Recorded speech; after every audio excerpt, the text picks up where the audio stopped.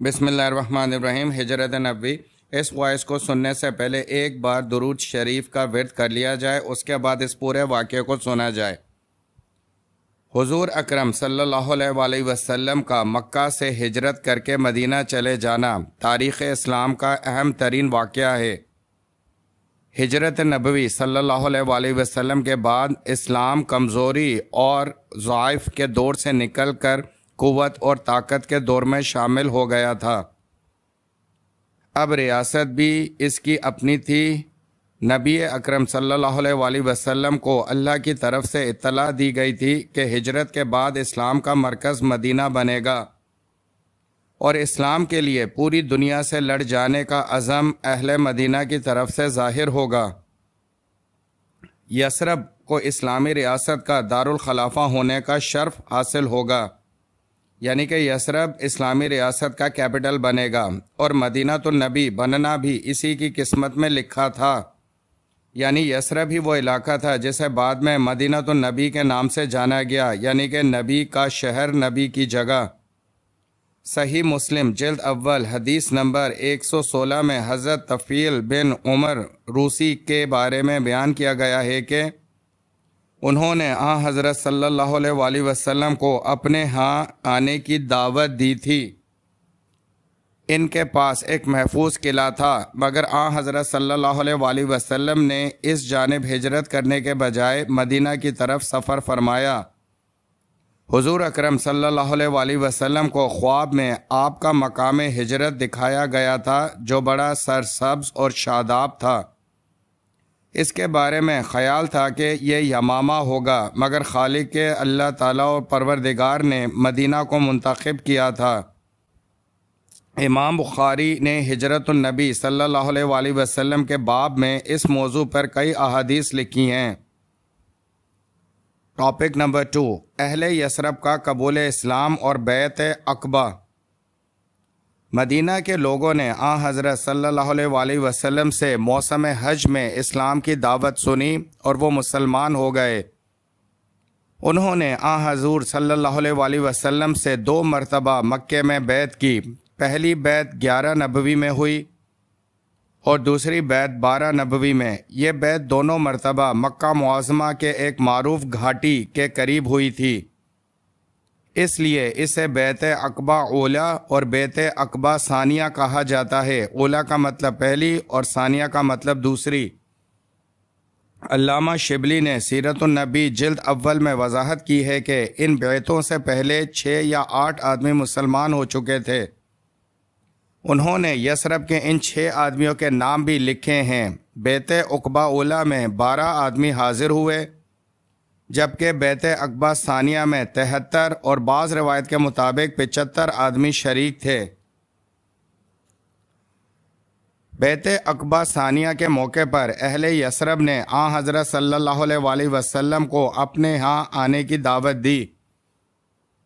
بیعت کرنے والے صحابہ میں سے ایک نوجوان اسد بن زرارہ رضی اللہ تعالیٰ عنہ، جو سب لوگوں میں عمر کے لحاظ سے چھوٹے تھے، کھڑے ہوئے اور کہا، اہل یثرب ذرا سوچ لو، یہ اللہ کے رسول ہیں۔ انہیں اپنے ہاں دعوت دینا پورے عرب سے دشمنی مول لینے کے مترادف ہے۔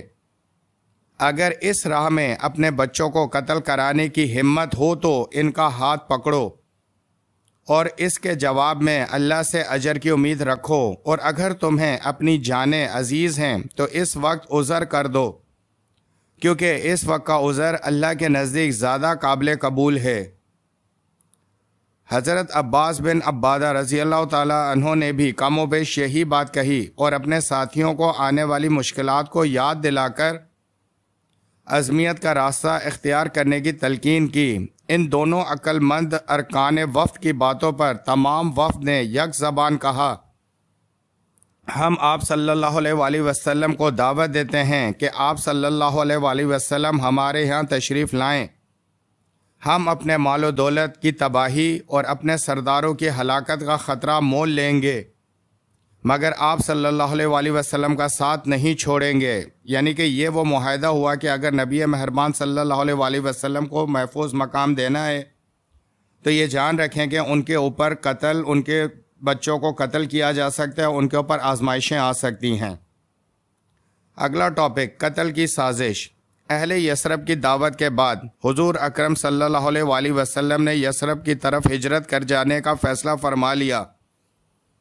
آپ کے بہت سے صحابہ مدینہ پہنچ چکے تھے اور آپ صلی اللہ علیہ وآلہ وسلم خود ہجرت کے لیے بالکل تیار تھے کہ کفار نے اس ہجرت کے نتائج اور عواقب کو اپنے لیے شدید خطرہ سمجھتے ہوئے آپ کے خلاف سازش کی۔ ہجرت کی رات آپ کے گھر کا محاصرہ کر لیا تھا۔ مختلف خاندانوں کے 14 چیدہ یعنی نمایاں آدمی آپ کو قتل کرنے کے لیے مقرر کیے گئے۔ یہ سب لوگ مل کر حضور صلی اللہ علیہ وآلہ وسلم کو نعوذ باللہ قتل کرنا چاہتے تھے تاکہ اہل ہاشم ان سب کے مقابلے پر انتقام کا حوصلہ نہ پا سکیں۔ حضور اکرم صلی اللہ علیہ وآلہ وسلم ان سب کے درمیان سے سورہ یاسین کی تلاوت کرتے ہوئے نکلے۔ انہیں کانوں کان خبر نہ ہو سکی۔ ایک لمحے کے لیے سب کی آنکھوں پر غنودگی چھا گئی، اور وہی نازک لمحہ تھا کہ جس وقت حضور اکرم صلی اللہ علیہ وآلہ وسلم ان کے درمیان سے نکل کر حضرت ابو بکر صدیق رضی اللہ تعالیٰ عنہ کے ہاں پہنچے اور وہاں سے ہجرت کی تاریخ ساز کٹھن اور معجزہ نما سفر پر روانہ ہوئے۔ اس سفر کی تفصیلات حدیث اور سیرت کی کتابوں میں دیکھی جا سکتی ہے۔ دلچسپ بات یہ ہے کہ حضور صلی اللہ علیہ وآلہ وسلم کے گھر کا محاصرہ کرنے والے 14 میں سے 11 سردار بدر کے میدان میں مارے گئے اور 3 محفوظ رہے، اور ان 3 سرداروں نے فتح مکہ کے وقت اسلام قبول کر لیا۔ اگلا ٹاپک، گرفتاری کے لیے انعام کا لالچ۔ قریش مکہ حضور اکرم صلی اللہ علیہ وآلہ وسلم کی پرکشش شخصیت، بے پناہ ذہانت اور بے مثال قابلیت سے خوب واقف تھے۔